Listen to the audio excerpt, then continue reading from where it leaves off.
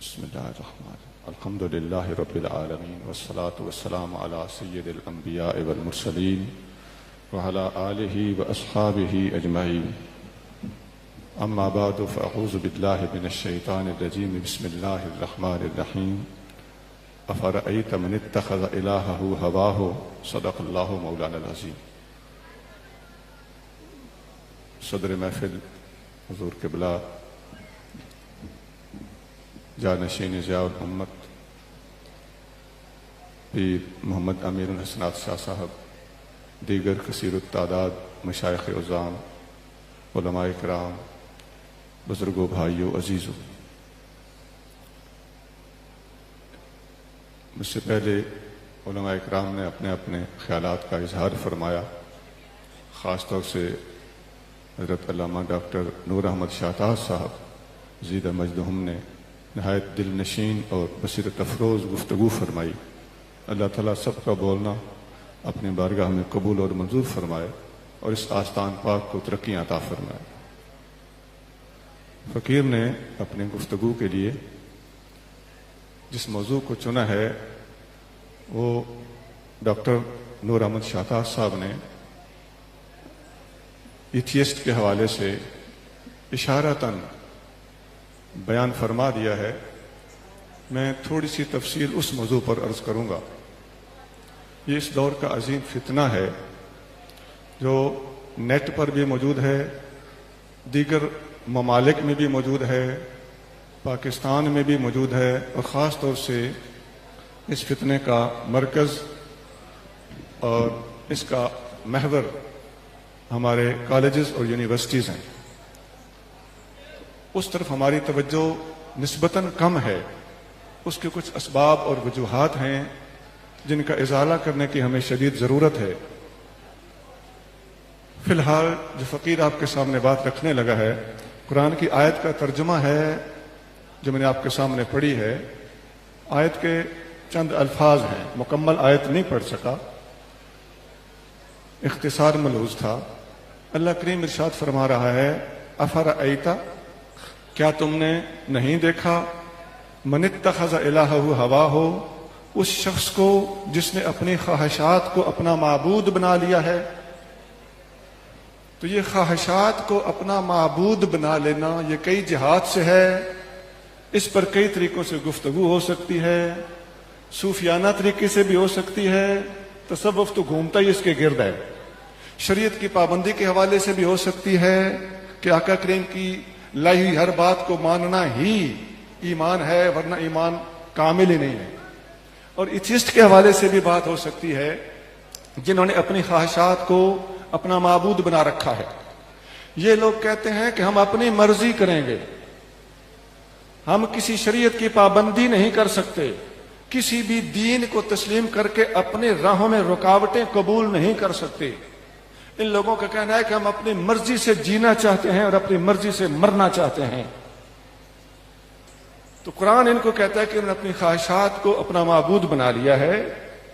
اور سائنسی اور تحقیقی اعتبار سے اس کا جواب بالکل آسان ہے کہ یہ لوگ کس منہ سے یہ کہہ سکتے ہیں کہ ہم اپنی مرضی سے جینا چاہتے ہیں اور اپنی مرضی سے مرنا چاہتے ہیں. سر، آپ اپنی مرضی سے اپنی اماں جان کے پیٹ میں بھی نہیں گئے تھے، اپنی مرضی کے دن اور مرضی کے پیریڈ اور مرضی کے اسپتال میں آپ نے جنم نہیں لیا تھا، آپ اپنی مرضی کے گھر میں بھی پیدا نہیں ہوئے، آپ اپنی مرضی کے ساتھ اس دنیا میں آئے نہیں، دنیا میں زندہ نہیں رہ سکتے. جب چاہیں آپ مر جائیں.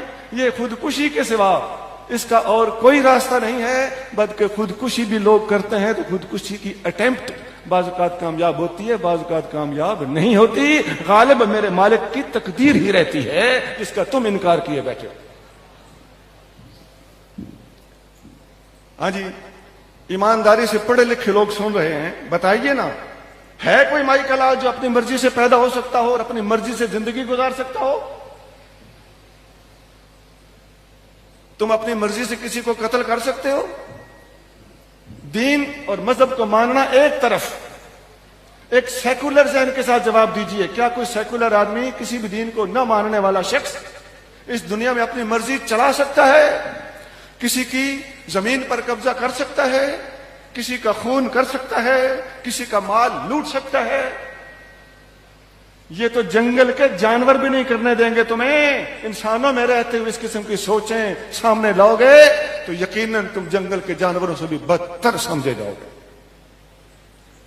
جو لوگ سیکولر ہیں، جن ملکوں میں مذہبی نظام نہیں ہے، بتائیے کیا ان ملکوں میں قانون موجود نہیں ہے؟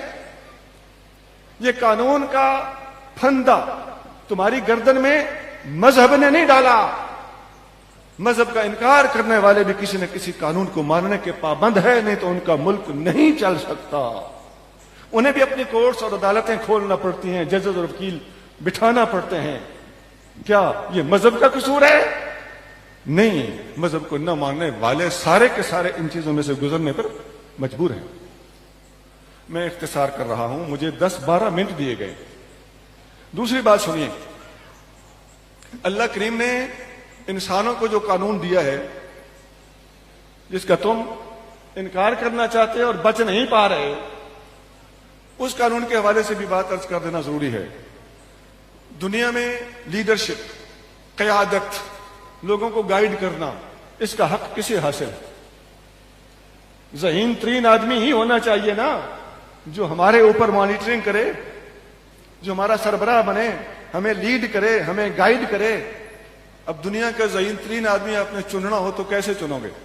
ہم نے تو چن کے اسمبلیوں میں بھیجے ہیں، انہوں نے جا کے ایک دوسرے کو کرسیاں ماری ہیں، باتھ روموں میں کیمرے لگائے ہیں، ایک دوسرے کو گندی گالیاں دی ہیں، گریبان پکڑے ہیں. یہ ذہین ترین لوگوں کا حال تھا. اس کا مطلب ہے ہمارے انتخاب میں خرابی تھی. دنیا کا صحیح معنی میں ذہین ترین آدمی پوائنٹ آؤٹ کرنا اور اسے ڈیٹیل کرنا، یہ کون کر سکتا ہے؟ سوچئے. میں 5 منٹ چپ کر دوں، آپ سوچتے رہیے. دنیا میں، پوری دنیا میں ذہین ترین آدمی ٹریس آؤٹ کر کے سامنے لانا آپ کے ہمارے بس کا کام نہیں ہے. ہم نے کر کے دیکھا ہے، ہم فیل ہوئے. سونا، یہ کام وہی کر سکتا ہے جو پوری دنیا کا خالق ہے. پوری دنیا کے ہر بندے کی ذہنیت کو، اس کے آئی کیو لیول کو، اس کی انٹیلیجنس کو وہ سب اچھی طرح باریکیوں تک سمجھتا ہے، جانتا ہے. اور وہ جو ایسے بندوں کو چنتا ہے نا، اسی کو ہم اللہ کہتے ہیں. اور جن بندوں کو وہ چنتا ہے انہی کو ہم انبیاء کہتے ہیں. انبیاء دنیا کے عقل مند ترین لوگ ہوتے ہیں. اور یہ عقل مندی جب اپنی انتہا کو پہنچی تو اللہ کریم جل شانہ نے اپنے محبوب نبی صلی اللہ علیہ وسلم اور عقل کل کو خاتم النبیین بنا کر مبعوث فرمایا. اس جملے پہ ذرا غور کرنا. انبیاء سب سے زیادہ عقل مند، اور ان عقل مندوں کی انتہا عقل کل پر، اور اس عقل کل کا خاتم النبیین ہونا، یہ ساری چیزیں اس ایک جملے کے اندر نہایت دقت کے ساتھ اور نہایت ذہانت اور فطانت کے ساتھ آپ کو نظر آئیں گے.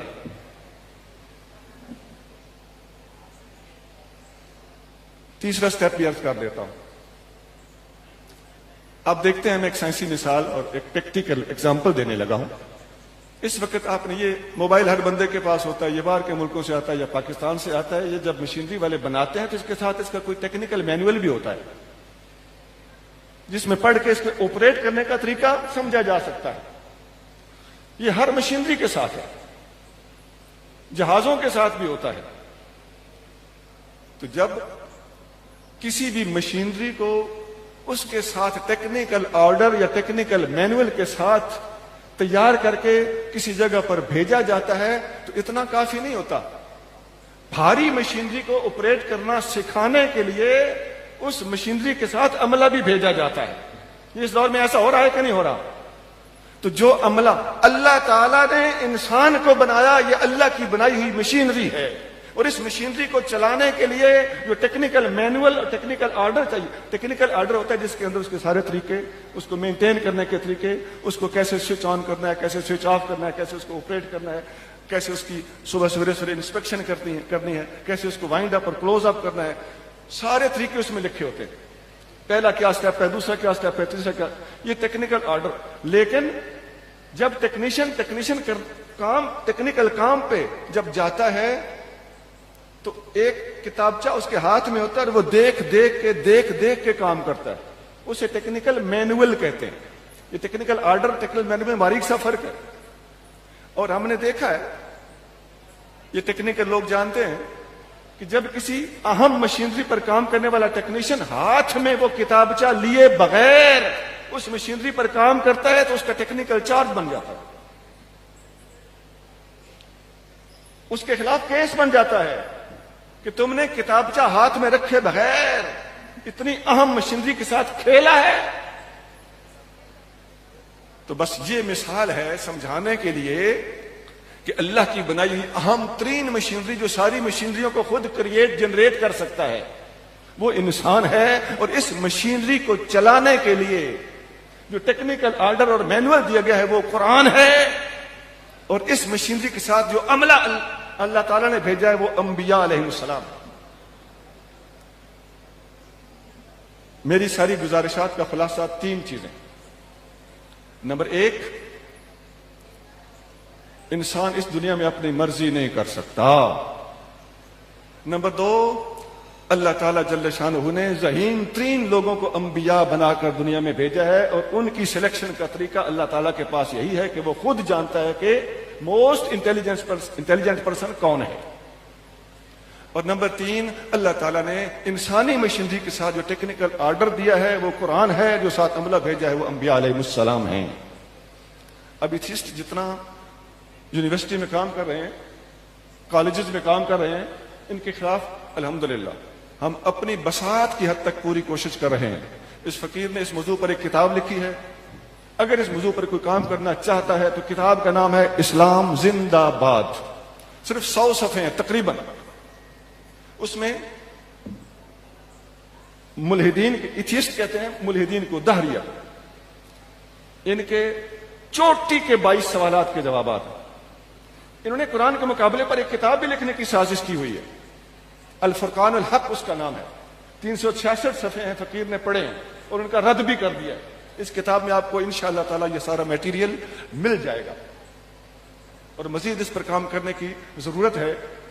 علماء اپنے اپنے طرز پر اس طرف متوجہ اور اس کے علاوہ دیگر چیزوں کی طرف بھی متوجہ, اور آج کے اس بہت بڑے اجتماع کی ضروریات اور اس کے آداب کے مطابق بھی مناسب گفتگو کرتے چلے آ رہے ہیں اور مزید ہوتی رہے گی. اللہ کریم ہم سب کو عمل کی توفیق عطا فرمائے اور غیرت کی دولت سے مالا مال فرمائے. سبحان ربک رب العزت عما یصفون وسلام علی المرسلین والحمد للہ رب العالمین.